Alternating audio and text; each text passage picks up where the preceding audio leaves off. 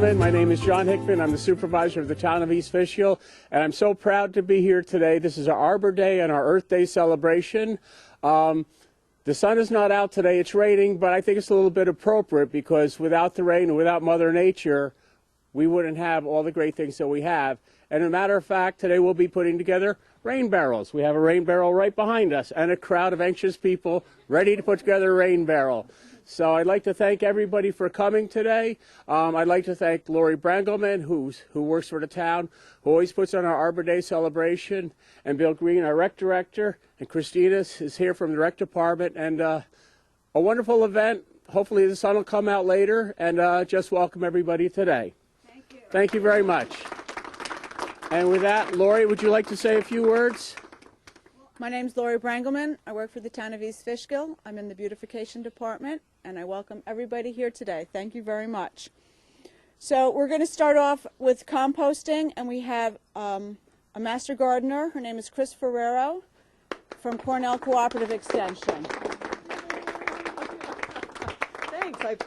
I brought some props. I have only 15 minutes to talk about composting, but I think I can get you going with composting. In fact, I've talked to several people here already who have a problem with the compost pile right now and want to know what the problem is. So troubleshooting is one of the ways that we learn about how to get, but the way to do it is to get your hands in and get going.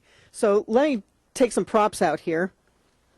I brought some things to show you, including, you know, when people share their dirty laundry, everybody wants to know. I'm sharing with you my kitchen compost container. I just took it off the counter this morning, and you're going to find out what's inside. Christine, where did you get that? This compost thing? Yeah. I know it's an attractive one, isn't it? You think of composting as... My wife has a big old pot she puts on the counter, and we fill it with all this stuff. Yeah, actually I got this online. And you look at that. I know, you can use any container that you can keep on the counter or right under the sink, because that's the way that you remind yourself that anything that's green can go in here. You don't want fats, you don't want meats, you don't want dairy. That can really contaminate your pile and draw animals, for example. But you'd be amazed at how much green. And in fact, when I get into it, you'll see there are some things in there that are brown, but they're actually nitrogen based. And so you think of coffee grounds, for example, as being the brown component of compost. It's green. It's nitrogen. It has yet to decompose. And that stuff that's in there is going to activate the brown in your pile. So we'll start at the beginning, though, with why we compost. You know, there's an environmentalist in everybody, but standing here, we have a lot of environmentalists. What we want to do, first and foremost, is reduce what's on the curb, reduce what's in the landfills by reducing what we put out in the curb. Reduce, reuse, recycle. This is the reduce. We want to dispose of our yard waste. We don't want to put all those leaves in plastic bags on the curb. Leaves have a really good function in the fall. And dispose of kitchen waste, which we're going to get into. And finally, we want to improve our landscape with the natural mulch and or the soil amendment that comes as a result of composting. And by the way, I see some kids here.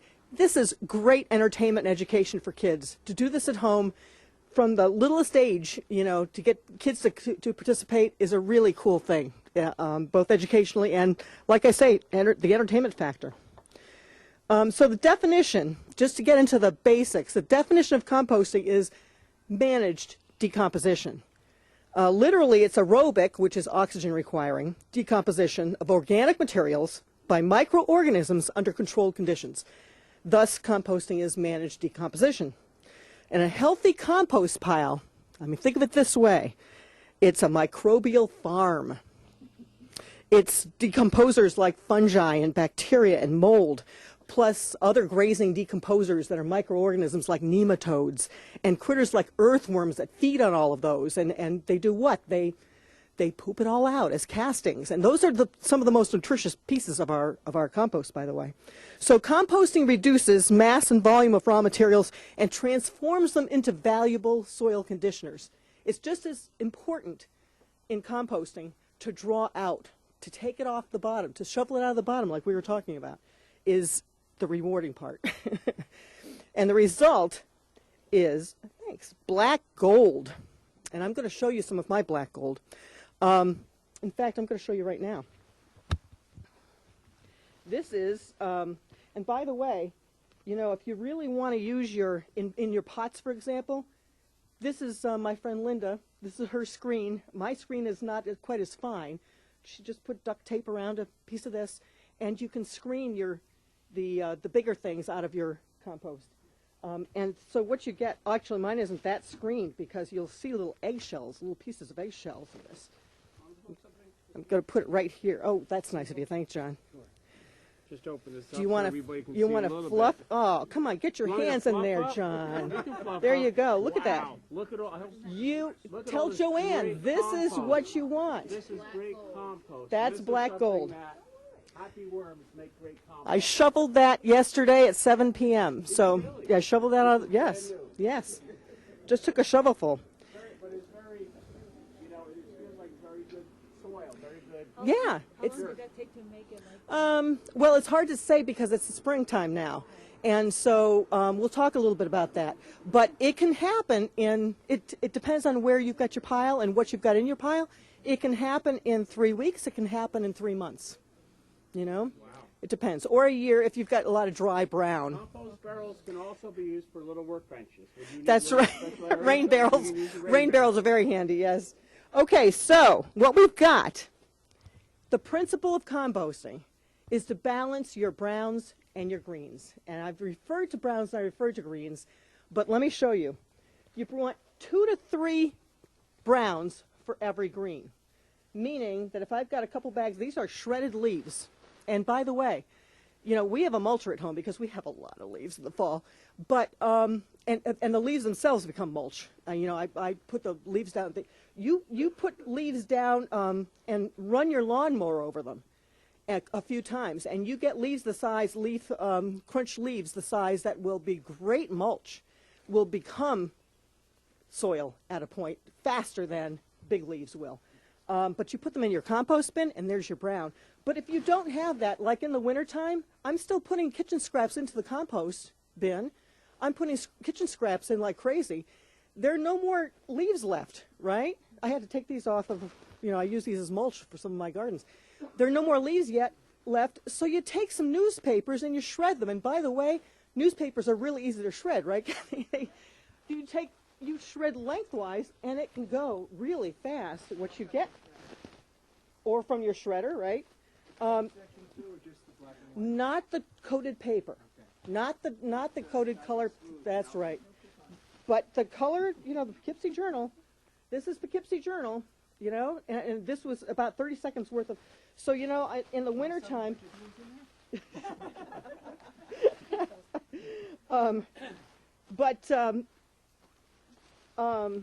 in the wintertime, particularly when you're short on browns, you know, just shred some newspaper and throw it in. And as the January thaw comes, oh, wait, it didn't come this year, but January thaw comes, it's a great time to get out to your compost pile, throw in some newspaper and turn a little bit. And when I say turn, we just mean like stir it up, get some air in there, get some things combined better. Turning is not a science. If you've got a pitchfork, a garden fork, that's the best thing, actually, to just get it in there and get some air in there, work the surface area exposure to each other. So 2 browns for every green. Let me show you my green. I actually put it in a plastic bag this morning to give you some ideas of what you should be throwing in your compost that counts as green, and the green is the activator. So it's the nitrogen-based stuff that works with the carbon in the browns. Put my hands in that one too. Yeah. You know that when you've got old lettuce, but even things that look brown, like onion skins go like crazy. They are garlic husks and onion skins are fast decomposers. You know, I don't know how I would identify the beautiful dark after years of doing this and amending my soil with compost. The only way I know where I ended last is because sometimes I'll see a label in the dirt, and you know that tells me where my compost ended when I'm using it in the garden. But you know, all your clippings. Here's my coffee grounds. The paper is brown. The paper is part of brown, but the grounds are green because they have yet to decompose and they have a lot of nitrogen. And tea bags, same thing. Banana peels? Oh my gosh, banana peels go so fast. And in the, you know, even citrus rinds, you know, I have some broccoli stems in here. I will say that some things that you can just tell, you get experience. I know now to take my broccoli stems and chop them into smaller pieces because otherwise they last too long. Corn cobs are prehistoric, I think. They will last forever. They will never break down. In fact, even the husks are a problem, but the silk, haha. Silk is good. The husks might be a problem, except that those are kind of cut into small pieces. The smaller you can cut stuff, watermelon rinds, you know when you're done with a watermelon, the volume of watermelon rinds, I used to think, well, that's not going to be good for the compost because they're too big. So you chop them, or you just break them as you throw them into the, you know, and they go, any rinds, any melon rinds, oh, it's great. It's great. It really speeds things up.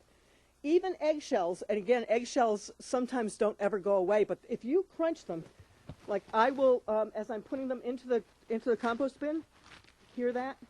You just want to crunch your eggshells into smaller pieces, that's all. So that's the green. One of those to 2 to 3 browns, and you get the balance going. How do you know that it's not working? You know it's not working if A, nothing's happening. And it could be because the other things you need to add to your green and browns are water and air. And so you need to turn it once in a while to expose the surfaces to air.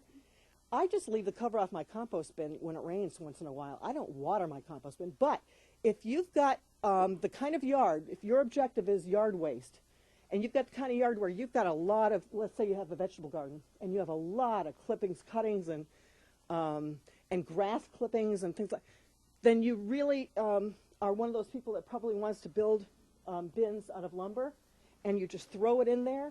And in fact, if you have 3 bins, you'd have it in stages of cooking, you know, and you shovel out from underneath your finished compost.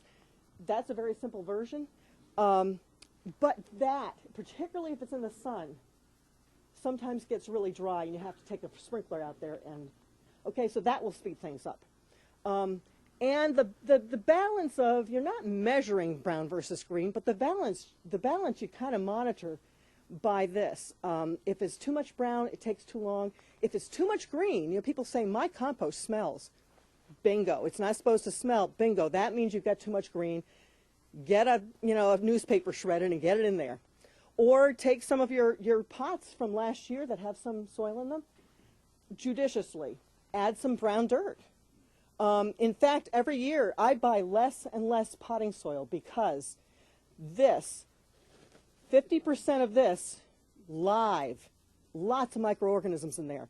You add that to your bagged potting soil, which basically, no matter what they add, that what they're adding is for nutrients, gets washed out in watering within 3 weeks sometimes, and it's dead dirt in those bags. But if you mix half and half your compost with potting soil, then what you're getting is from year to year a source of really cheap potting soil and really good potting soil. You don't then have to add in your slow release fertilizers and all that because, well, you can, but that really improves potting soil. So if you've got a smelly pile, it means too much green. Get a newspaper in there. If you've got little fruit flies flying around when you take off the lid of your compost bin, too much green. Get some brown in there. If it's too wet, get some brown in there. You get the theme? You know, so it's the balance. Yeah. What about putting some lime on? Never felt the need to. I don't know about lime. No, you can, but there should be no reason why it smells. If it's smelling, as Chris said, Oh. you've got a problem. Yeah, whether it's some, yeah. Browns to 1 green. 2 to 3 browns to 1 green. And if you're using kitchen scraps, my challenge is always to keep the brown going. And in fact, through the winter, your pile is frozen, and your critters are, if you've got it in the back of your yard, particularly the raccoons, they're going to take their piece, and that's fine for the winter. But when things thaw, like a month ago in March, when things are thawing and you're stirring them up, you know, I can start my new pile by taking my old potting soil and starting the bottom of a new pile. But the old pile is starting to cook really big time in March. So if it's in the sun, it's even better because you get the warmth accelerates things. But most of us have the kind of yards where you can kind of put it in the edge of the trees, you know, that start around your yard. But there are lots of ways to do this. Can I ask you a question about that? Yeah. Because where my yard is, my compost barrel is kind of in the woods. Mm-hmm.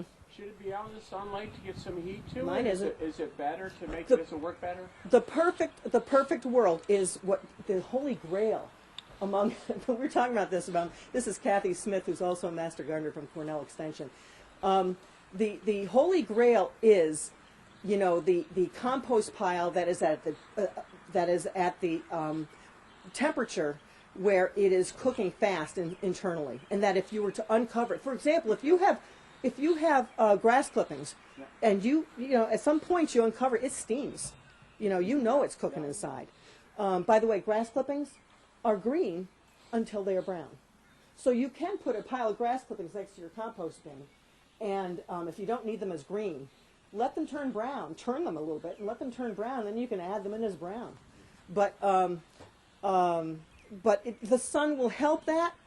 But like I say, it's the holy grail that you really reach optimum temperature for it to compost from the inside. The perfect place is to have it in the sun in the morning and shade in the afternoon so it doesn't dry out in the afternoon. Okay, so you wouldn't But want it too works much sun. anywhere you put it. Yeah. Shade, it just is slower. You know, the sun. sun, it has trade-offs. That if it's in the sun, it means you have to water it most probably Yep. between rains. So, somebody else had a question here? Yeah. Yeah. Okay, so you said 2 browns to 1 green, but you mentioned white, and I forgot. What was the ratio with the whites? The newspaper? Oh, newspaper is brown. Oh, newspaper white. counts. Thanks They're for really asking, brown. Peter. Even though it's white, it counts as brown? Yeah. It's brown. Let's put it this way: the browns are carbons, the greens are nitrogens, and the carbon and the nitrogen is what you need for composting. And the So- browns are, think of them as dead things. So that's Dead a things. supplement. Yeah. Yes. The nitrogen is really the. I mean, I find that this is the activator. I want things to move faster. I put more of this stuff out. But again, you don't want pet manure. You don't want grease, dairy, meats. Pine needles. Pine needles are great. They actually they'll break down, but you'll see them. I mean, they will. They take a while though, don't They take a long time, and they don't raise the acid content considerably like you might expect. So they're okay. They can be a little sticky and harder to work with because they don't ever go away. They don't ever become soil. They are kind of they're kind of a conditioner for the soil, if you will. Pine needles aren't bad. A lot of pine needles I find very annoying because you can't really get the soil going out of there, and they stay long, you know. But the other thing that you have to watch out for is if you are taking and putting garden clippings in there, or let's just say yard waste, if you've got any invasive species, my gosh, don't put poison ivy into it. But you're laughing, but you know, there are lots of invasives that we don't need to propagate. And so, I mean, even vinca or your Japanese barberry, they are, if you go to the Cornell website, by the way, pitch, cceduchess.org. Lots of, and in fact, you put in composting into the search field, you will get lots of handouts that you can print out. But the invasive species are on there too. You would be amazed at things in your yard that are invasive. The list says invasive, New York invasives. Don't put them in your compost pile. We don't need them propagated. And please remember that when you put in a weed that has gone to seed, meaning it has flowered, before it flowers, it's probably okay. Once it flowers and goes to seed, you're putting the seeds into, and unless you're getting a really hot compost pile to kill those seeds, you're going to put that compost back into your garden and you're going to have lots and lots of weeds instead of using it as a mulch, which keeps down weeds. So, how do you... Just to add to that, the home composting is really cold composting. Yeah. So they never get, your home compost piles never get hot enough to kill those seeds that she was talking about. Just don't. Municipalities, those big, huge piles, they'll kill the poison ivy. They'll kill those weed seeds. The seed that doesn't get killed no matter where you put it is tomato plants. So you see tomato plants growing out of compost piles all over. But you recognize that and they're easy to pluck at an early age. So how do you choose a system? Let's just finish up with this. You choose a system based on, again, what your needs are. If you have a lot of yard waste, you're going to want those big bins. But, you know, you could even start by buying a trash can or using an old trash can that has a cover, drill holes in it so that there's air circulation, drill holes in it, And in fact, we've done workshops where we show that you can actually lie it down and roll it, and that's how you turn it. You literally turn it. You know, and that is a version. It doesn't hold a lot, but it's a version. It's a very inexpensive way to get going, and it's a version of those very expensive above ground turning ones, which have limited capacity and are high maintenance. I know lots of master gardeners who have bought them. I don't know one master gardener of the 100 master gardeners in Dutchess County. We don't know one that still has one and works it as their primary I purpose. have one, but I'm willing to give it away. You can spend a lot of money on them. They're just up the street. I bought one of the ones I'm using now. Just up the street. It is just a cube. It came in a flat box, and you put it together with a top. It's really nice, and it has a little door at the bottom of all four sides that you open up, and you can scoop out the bottom 9 inches to a foot of completed compost, and you're adding it at the top, and the depth of your garden fork is turning the top while the bottom is cooking, and it's perfect. You know, you can get those pretty inexpensively now by going to, like I say, just up the street, hardware store up the street. Buy local. But anyway, David, you got to tell David I said that. So my wife will be there tomorrow. Pick one up. Depending on what you want to spend, what kind of waste you have, where the location is, you know, how sightly or unsightly you want it to be. You've got lots of options. So all I want to say in closing is, again, to direct you back to the Cornell website, which has lots of resources. Kathy and I will be here for a while longer, and I've got cards, and you can communicate with us. We're Master Gardener volunteers from Cornell Cooperative Extension, ccedutchess.org. And by the way, we have Wednesday mornings, our hotline, and again, you can get the number from the website. The hotline is open from 9 to noon, April through October on Wednesday mornings, called the Horticulture Hotline. Master Gardeners staff that, and we have a tremendous amount of resources we want to share with you, so call in. We also have our plant sale. I see signs out for plant sales. But the Master Gardener plant sale is the best in Dutchess County. You've got about 50 Master Gardeners around trying to help you. Even if you don't want help, darn it, you're going to take our advice because, oh, you're looking at that plant. Kathy, you grew that last year. What do you think? You know, I mean, you're going to get lots of help and the most beautiful specimens from our yards and grown in our greenhouse. So come on up. That's always in May. It's this year, Friday, May 16th, Saturday, May 17th, and we'd be looking forward to seeing you. So thanks a lot.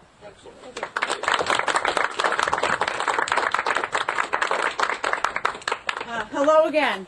So thank you very much. That was a fantastic presentation. Now we're going to move to Rain Barrel Building Workshop.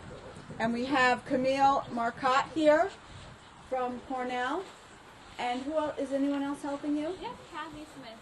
Kathy Smith. Okay. And have Kathy Smith here too that's going to help with that. So you want to say a couple of words? Sure. Hi, my name is Camille Marca. I'm with Cornell Cooperative Extension in Dutchess County. I'm a community educator with the Environment and Energy Program. And we're going to have a rain barrel building workshop. So how many of you have signed up to make a rain barrel? So if you want to go ahead and stand next to a barrel.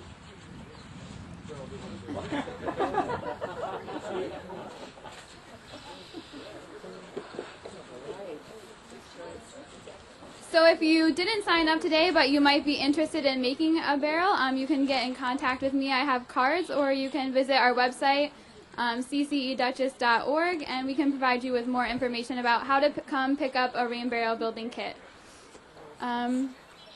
So it looks like we're missing a few people, but I guess we'll go ahead anyways, and then if they come, we can always have them get started. So first I want to introduce Cornell Cooperative Extension. We have 4 program areas, environment and energy, which I am a part of, and then we also have agriculture and horticulture, which Kathy Smith and the Master Gardener volunteers are a part of. We also have 4-H programs, and we also have family and consumer education program. She already plugged the Master Gardener plant sale, but I'm going to plug it again because it's a great event. And then we also have a few fundraisers coming up. We have one on July 27th. It's a Sunday with the Hudson Valley Renegades. It's at 5 p.m. And we also are going to have our second annual chicken barbecue fundraiser, and there are flyers for all those events available, as well as a brochure about our environment and energy program, as well as Cornell Cooperative Extension programs in general. So first I'm going to talk a little bit about why rain barrels, why use them. So I don't know if any of you are familiar with the concept of a watershed. Have you guys heard the word watershed before? So we're all part of a watershed, and basically what a watershed is, it's the area of land where all the water that falls onto it drains into a single water body. So if we're talking about the Hudson River watershed, we're talking about the area of land where all the water that flows on it is going to flow into the Hudson River. So since we're all part of a watershed, we all affect water quality, and polluted runoff is the #1 water quality issue in the United States. So normally when the rain falls, it's going to flow over these impervious surfaces that aren't allowing the water to filtrate into the ground, and they're just going to go right into the sewer and then right into a water body. So rain barrels are a great way that we can capture the stormwater runoff from our roof so that it won't be running over these impervious surfaces where it picks up things like sediment, nutrients like nitrogen and phosphorus, where if you have too much in a water body, it can stress ecosystems, as well as oils, trash, road salt from the winter. And it also helps with water quantity, so preventing flooding. So if you're capturing some of the water in these rain barrels, it's not ending up in the sewers and plugging them up if we have a huge precipitation event. So it will reduce flooding on the streets and in water bodies. And so a rain barrel is one of the green infrastructure practices. So green infrastructure is essentially just using natural or engineered systems in a natural way to allow the water to infiltrate into the ground. Dutchess County has a Greenway guide where they promote green infrastructure, which you can find also on that bench. And rain barrels also help you guys. It'll help you save money. During the summer, you can save up to 1,300 gallons of water, which helps you save money on your water bills. And it's safe for plants, so you can, as long as you wash the plants before you're using them, and you can also use it for washing your cars, deck, pretty much any use outdoors, but it is not potable, so don't drink it. Let's see. And the gallon barrels that you're using, they're 55 gallons, so in a 1-inch rainfall event, if you have a 90-foot square roof, that barrel will be full. And the barrels were used for, they're food grade barrels, so they were used for food or other biodegradable uses, so they weren't used for any toxic chemicals or anything like that. And just a few maintenance things. So you place it at your gutter downspout, so where your gutter comes out, you're going to cut it and then right above the screen, and then you use either an elbow or a flexible downspout to redirect it to this hole in the top of the barrel. Let's see, make sure it's on level ground, and especially if you want to use it with a hose, it's better if you raise it a little bit on cinder blocks or something, so you're getting more water pressure, so you will have more of a flow coming out of the barrel. Let's see. Also, you have a hole on the side, which is where your overflow hose is going to go, and you want to make sure that you're directing that away from your foundation, so if it does overflow in a precipitation event, then you're not having that flooding into your basement or garage or anything. Make sure that you're using the water semi-regularly. You want to make sure that your barrel's not constantly flooding and overflowing. And check the screening that we're going to place on the top regularly to just make sure there's no debris or anything on the top so that the water can actually enter the barrel. In the winter, you're going to want to winterize your barrel, so you're going to want to empty it completely and turn it upside down and store it that way, or you can put it in your garage or a shed or in your home if you'd like. That way the plastic is not getting damaged or cracked or anything. A few more things. Oh, the last one, decorate your barrel if you're interested. We have an example here that I believe is from a Girl Scout troop. So if you want to decorate it, it's pretty easy. You can use spray paint or acrylic paint for plastic. a really good way to get it to stick is to sand the barrel down and apply a coat of primer. And then at the end, after you've added all your paint, painted a landscape or whatever you want to paint, if you coat it in polyurethane, then it'll stick better and it'll protect the paint. So I think we're going to get started now. Just go over the supplies to make sure everyone has everything. So first of all, you should have a barrel. You should also have one hose. You should have a screen used for keeping out mosquitoes and other debris. And then in your baggies, you should have, let's see,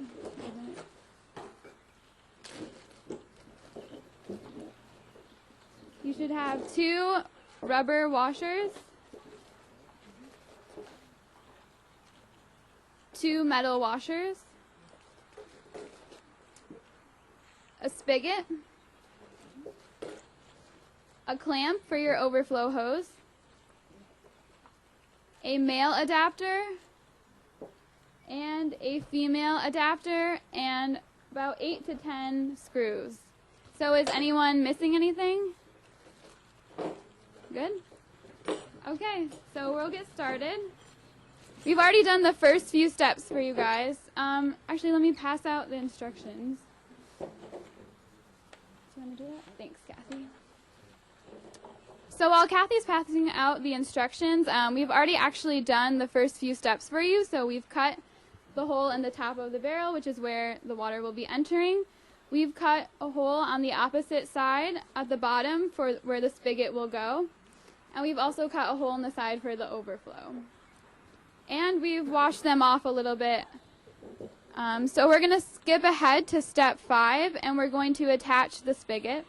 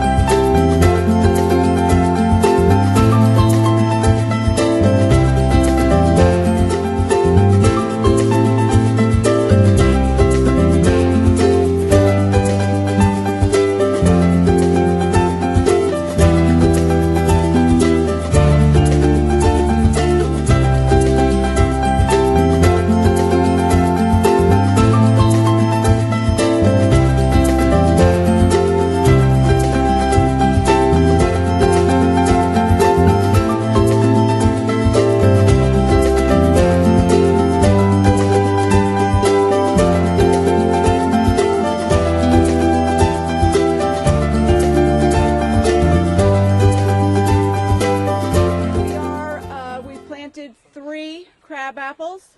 They're Indian Magic. We have 1, 2, 3. Going to add some a pretty sight over here. And we have Brent Feldwig, that's town arborist and a CAC member, and he's going to do the pruning demonstration today on the crabapple.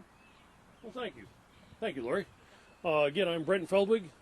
These are some crabapple trees that we just recently planted to give some color and some wildlife food here on Red Wing Park. Lori did a great job planting them the other day with the other folks in the town. So what we wanted to talk about a little bit today is tree pruning, and give you guys a little example of how we prune, why we prune trees, and really what are some of the tools that you guys as homeowners can use to prune a tree that you can reach, or what you do when you want to prune a tree that you can't reach. So, you know, a crabapple tree like this, why don't you guys come on up a little bit, because this is very interactive here. I want you guys to be able to see what I'm showing you.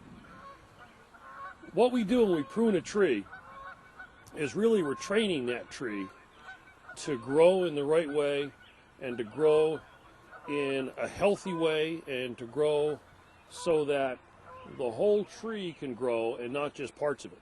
Okay, so what we want to try to achieve when we get done pruning a tree is we want to try to allow each branch, and you can see several major branches. Here's a major branch in this tree.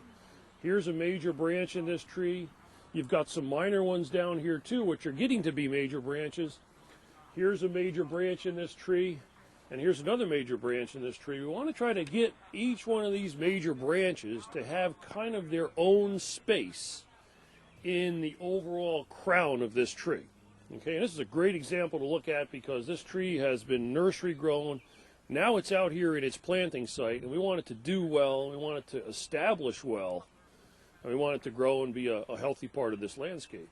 So what we want to do is, again, try to give each one of these branches their own space, and we want to take out branches that are weak, that are dead or broken, or branches that are rubbing and crossing, because again, the whole goal in pruning a tree is to make the whole tree operate effectively and efficiently, and that's done by giving each branch its own space. So what we're going to do is take a look and see what we should take out. Let me grab a couple of tools over here. We've got some real common pruning tools here. These are something that you guys can use and can buy on your own. The best, yeah, why don't you do Mike? Thanks. The best pruning tool that you guys can use is a pair of hand pruners. Let me put my glasses down first. I'll put those on in a minute once we start to work. But these hand pruners are what's called a bypass set of hand pruners. And by using a pair of bypass pruners, you get a much cleaner cut. And you can cut a bigger piece of wood with a pair of bypass pruners than you can with a pair of, just straight clipper pruners. So these are a real good tool for pruning small trees. The other real good tool you can use is any kind of a hand saw, and this is specifically a pruning or a hand saw or a tree pruning saw rather than a carpenter's saw. And this tooth design is a triangle tooth design. You guys can take a look at this later when you take a look. But what this saw does is it really only cuts in one direction. This is a pull saw. Okay, so any pruning saw that you see that has this tri-tooth design is going to be a good one for pruning most small ornamental trees that you guys can reach as homeowners. So now let's take a look and see what we've got here as far as what branches to prune out of this tree. So you guys come on over so you can see it. This is very touchy-feely here. Anything in an ornamental tree that rubs on another branch is a branch that you want to look at closely to see if you can prune out. So here we've got a dead one. It's also broken down here. It probably got broken during the transport or maybe the planting process. So what we want to do is prune this one out. What you want to do with any pruning cut that you make on a tree, you want to try to leave about 1/8 of an inch of a stub at the base of that branch. Okay? Now what I do is just start on the top here, finish the cut on the bottom,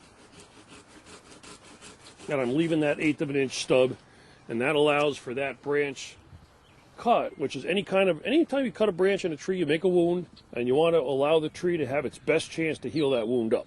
Okay, so this wound is right in an area called the branch collar, which is a very effective, very active part of growth on a tree, and this wound will be totally closed. You guys come back and watch this tree in the next couple of years if you come to Redwood. See if this wound is completely healed up. I would suspect within 2 or 3 years this will be completely scarred over, and this wound will be healed up, and this cut will be not an open wound on this tree. Okay, so we've got rid of that dead branch. I'm going to grab my pruners down here, my hand pruners. We'll take a look at a couple other dead branches and broken limbs here. We've got one that was broken by a transplant here. We can take that one out. This one's dead. You got another one? Oh yeah, you got another dead one here. I've got another broken one here. You're right, we've got another dead one here. But we've got a live section here, but this one's been broken too. So we're going to take this one back to this section here to eliminate that dead branch. So should you try to go back to the main trunk if it's not looking like it's got a big enough branch left? That is exactly right. Yes, indeed. Yep, when we do some pruning cuts in this tree, okay, here's a good example Lori's got here. Here's one that has been broken up here. We want to prune this one back. Even though we've got a little bit of a live sprout here, it's not quite big enough to support this wood, so we want to go back to the main branch here and make that clip. All right? Now, remember what we talked about of giving each individual major branch its own space in a shade tree or in an ornamental tree. Here's kind of a major branch coming out here. It's not rubbing too badly here, although we've got a little bit of stuff here we've got to deal with. We've got a broken limb up here, which we should take back to this live piece. That's a cut back. We'll get rid of that one to give some space for that other branch. We've got a little bit of a rubbing limb here. This one comes out, rubs against this branch, so we'll take this one back to this live shoot. What I'm doing is always cutting back to what's called a lateral branch. If I'm cutting a branch back and shortening its length, I'm always cutting back to a lateral branch, which will allow that to heal up. When it starts to grow, which direction is it going to grow in? Good point, because here you've noticed I've left this sprout coming off in this direction. This branch is actually going to grow now up this way. So I've done some what's called directional pruning on this cut, which is also a very good idea, when you're trying to shape the crown of a plant. A lot of times, like here, you have a rubbing limb that's come out. A lot of times this can be just moved and repositioned, so that it'll now grow out and have its own space to grow into. Okay, so we're just about done on this branch. We've got a couple other small dead branches up in this section that we can prune back and clip back a little bit. That branch that's sticking out next to you is pretty funky. Would you cut that? This one here? Nope. Right to your right ear. Right here, yeah. That's a little funky looking. Good point. Yeah, you can see a branch that's coming out this way. For some reason, it took a 90-degree turn. It's growing down here. This is not going to be a very good branch in the overall picture of this crabapple tree. So I would probably take that back to these couple of sprouts right here. Again, leaving about 1/8 of an inch stub, and that's a good cut back. That'll flower, and this will grow out and kind of fill in this section of the crown. Okay? Yes? I always hear recommendations about like when you're supposed to trim certain things. So like ornamental, are you supposed to wait till they are done flowering, or does it really matter? With crab apples, usually flowering ornamentals, there's 2 times a year to prune those. Either in the winter time when they're totally dormant, okay, when there's no growth, or usually wait till after they flower. We're a little bit off on our timing on this one, but this is such a good example of what to prune that I wanted to prune this today to kind of show you guys, what. But yeah, ideally, if you were to pick the best time to prune a crabapple, you'd want to do it in like February, or maybe the other time would be the end of May. When it's totally done flowering, you can do a little bit of pruning on it then. Yeah, I have like an ornamental cherry tree that is in desperate need of help, and I want to do it, but I don't want to do it at the wrong time. After it flowers. So, okay. Yeah, I would wait till after it flowers at this point in time. Okay, so getting back to this branch, we've got basically all the dead wood and broken limbs except for a couple small ones here. We're going to do a couple more cutbacks to try to give this branch its own space. We've got a limb going up here that's interfering with some other parts of the tree, so this one we'll just cut back again to right there. Okay, and that's going to give that limb some space. I'm going to do a couple other cutbacks as we're going in here to give some of the other limbs some more space. We've got one going up here that's really interfering with a couple more limb systems. This one I'm going to cut right back to the parent branch. Okay, and get a couple of branch conflicts taken care of with that pruning cut. Got another one going over here, okay, where we've got some branch conflicts going. So I guess I have another question as well. Sure, absolutely. Can you prune every year, or should you give the tree time to relax? It depends on what you want that tree to look like. If you want a tree to have a real formal appearance or a shrub to have a real formal appearance, then yeah, you got to prune it every year. But damaged wood you would like to get rid of every year? You want to get rid of damage every year. If you've had a lot of deer browse or anything like that, you want to get rid of that. If you had some snow breakage that came down on the tree, we haven't created a lot of brush here. We're probably going to create a brush pile that's going to be about twice the size of that pile when we get all done with this tree, which really is not going to be a whole lot for a tree this size. Okay, so let's take a couple more cuts as we go around here. We've got a couple more branch interference situations going on here. Here's this other major branch coming out here. We've got a whole pile of interfering branches going on here. So let's take a couple of pruning cuts on the inside here to try to give some space and give some room. We got an inside branch here. You guys can't see on that side of the tree. Come on over on this side so you can see what I'm doing. Now, this is the kind of thing that, you know, a lot of times as homeowners we can do ourselves. Yep, Pete's got another broken one there. Thank you. Yep, got another small broken one up here. A lot of times after a tree's planted, you do see a lot of broken stuff in it that you have to prune out. If you guys notice, I'm taking cuts on the outside and taking cuts on the inside. It's okay to take a big cut way back on the tree, on the inside, if that's going to give you a better result on the shape of that plant. See, we got a dead one here that's on the inside that's rubbing, going up and interfering with another branch. We've got a couple interferences going on over here. Here's a situation where this limb is going over and really interfering quite a bit with this. So I'm going to cut this back and do some directional pruning so I can get this limb to start growing out this way. Up here, same thing. This limb is going up. There is a bit of a hole up here, but we really don't want this limb to fill this hole in. We'd rather have this limb fill this hole in just because it's in a better place in the crown. So here we'll cut back to here. Got a dead one there. Okay, yep, we'll get to that one in a minute, Pete. We're going over on this branch now. So here we've got a couple. We've got, first of all, a broken one here that happened in the transplant. We'll get rid of that broken one. We've got a lot of weirdness going on in this branch.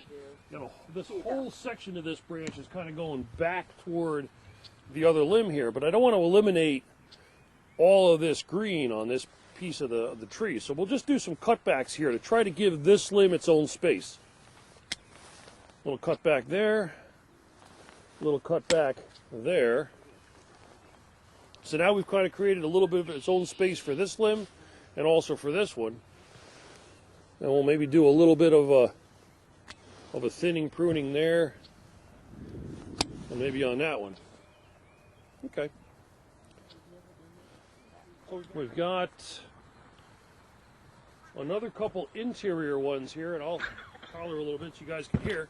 We've got an interior one here that's really kind of got two other branches that are in this same spot. So this branch is one that you'd really want to take out because you really don't need another branch in this section of the tree. So that one would be taken right out. And see how that thinned out the whole thing by making a big cut there? Opens it right up. Yep, he's rubbing up there. But this section down here is okay. All right, so maybe we take this upper section off like that. So now this piece has its own space to be, and you've eliminated some conflicts up there in the rest of the crown. Here we've got a pair of bypass pruners on a stick where you pull a stick, pull a line, and it gives you a bypass pruner that you can reach up and get some of those higher cuts. So now let's look at the top of the tree and see if we can eliminate some more of those rubbing and crossing limbs going on up on top. Now here's a piece right here that starts out over here and goes totally to the other side of the tree, which is very normal for a crabapple, but it's not necessarily anything we want in a correctly pruned tree. So here we'll go back and make a cut further back in. Now I can't fit my pruners very well in there to get an 1/8 of an inch cut, so I'm going to get as close as I can and take that piece out. And do some thinning on that crown. So how are we doing? What do you think? Got it. Too many of that tall one. Just Yeah, that tall one's bothering me too. Yeah. Is it supposed to be that tall? As a specimen, is that tree supposed to be like that tall? Well, what you want to, I think the overall size of this tree as a crabapple is good. What you want to take out is any branch that sticks out weird, because that's going to be really susceptible to ice and snow damage, especially in a bigger tree. But with a smaller ornamental, you want the crown to kind of have a nice shape when you're all done. This isn't ever going to look really sheared, but you want that crown to have kind of a nice, even, rounded shape. So yeah, I mean, I would take a look at the top of this tree. Well, we got another rubber right here. Let me get that clip back while we're right here. But I would take a look at the top of this tree, and you certainly got this big guy sticking out here, which we could either clip back, or I'm almost thinking we take it all the way back to where it splits out, because it almost comes out like what we call a water shoot or a sucker. So we'll take that right out completely, and that'll actually give it some nice shape there. Now we just got a couple of snipping clips to do on a couple of these upper ones here to kind of bring those back. Oh, I'm sorry. Okay. I'm watching what So you're much for doing. audio. And then we've got another one that's a little bit weird here as far as height goes. So we'll do a couple of snipping clips just to kind of do some overall shaping on the top. On a tree that needs a lot of pruning and has a lot of growth and has probably never been pruned before, which I think is the case in these crab apples, you may not get all the problems out of the tree in one session. You may have to, do some. When you start to get close to that quarter of the live growth out, you may have to say, okay, that's it for this year. You do a little bit more on it next year. But, I mean, we've eliminated a lot of the problem branches of this tree right now with just, probably 10 or 15 minutes worth of pruning to be done here. So if you take a look at this tree compared to the two that we also planted over here that haven't been pruned yet, you'll kind of see the before and after difference, as what we've got as we're going along. So my advice to you guys is we've identified a couple of things you want to prune out. We want to prune out dead and broken branches. We want to prune out rubbing and crossing limbs. We want to give each branch kind of its own space in the crown. If you remember those three things for tree pruning, you'll be able to effectively prune small trees by yourself, but you guys will also be able to effectively identify in a bigger tree that you can't prune whether that tree needs to be pruned or whether it doesn't need to be pruned.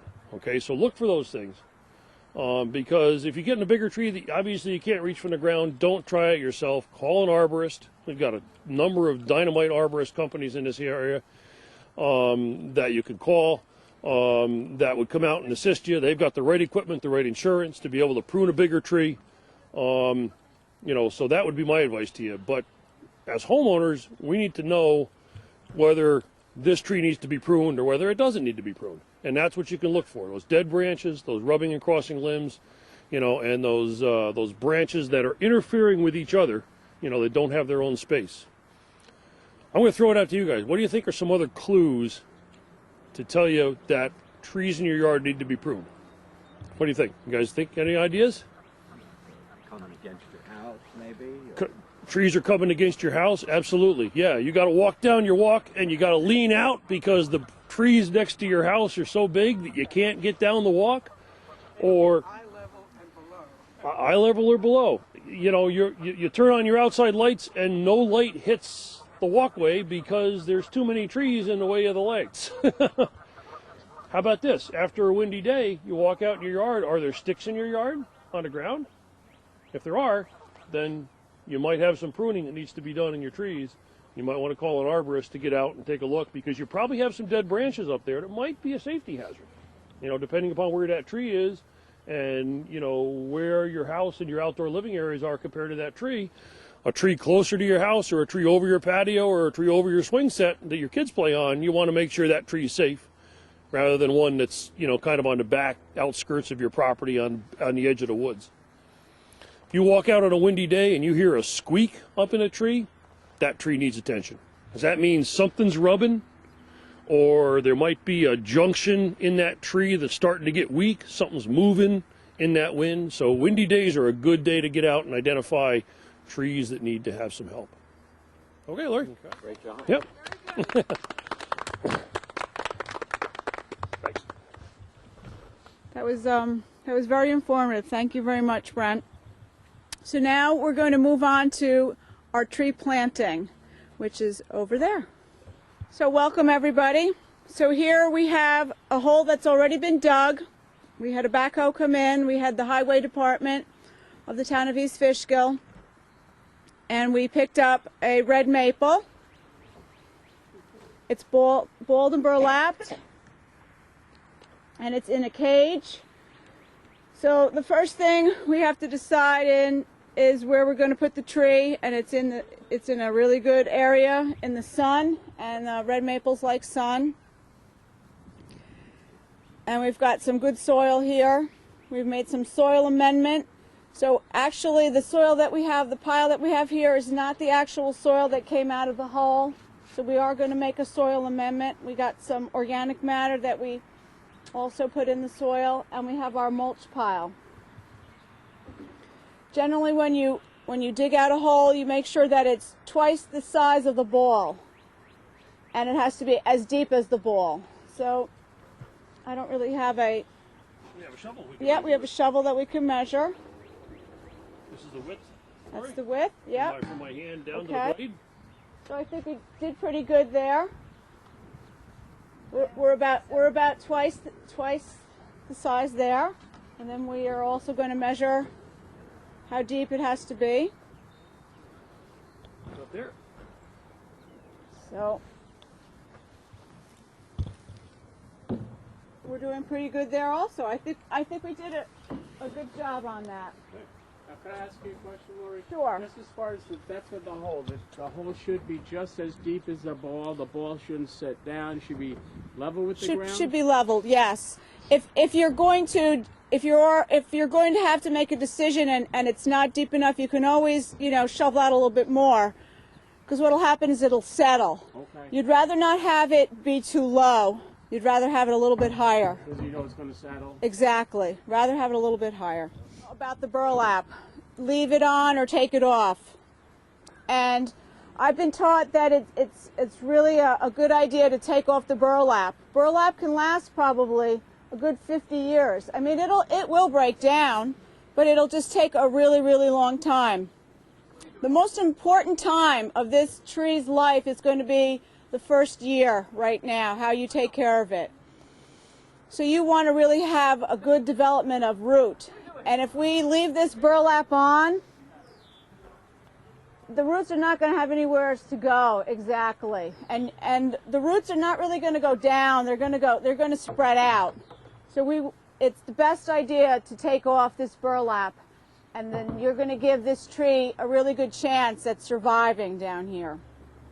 They like a moist area, so we will want those roots to grow and get out to as much moisture in that soil that we can. And it's also very important that this root ball is been watered before you put it in there too. You want to have a lot of moisture in there, and we had rain. So we're also, when we amend the soil, we are going to put in what's called roots. It's and this is with mycorrhizal, so it's called M roots.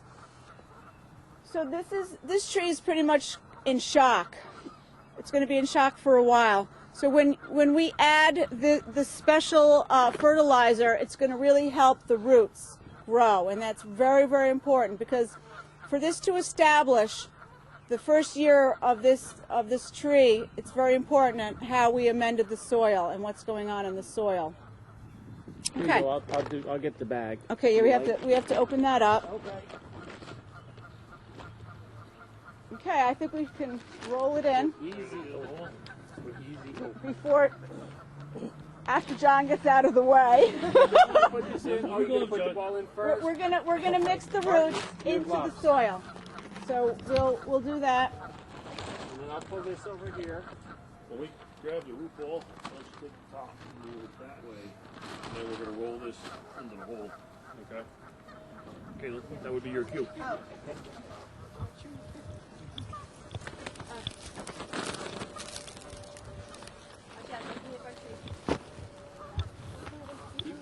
It's a big tree.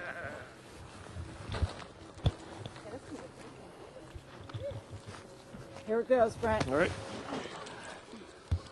Marty, go that way with the crown. The roots I'm going to start adding.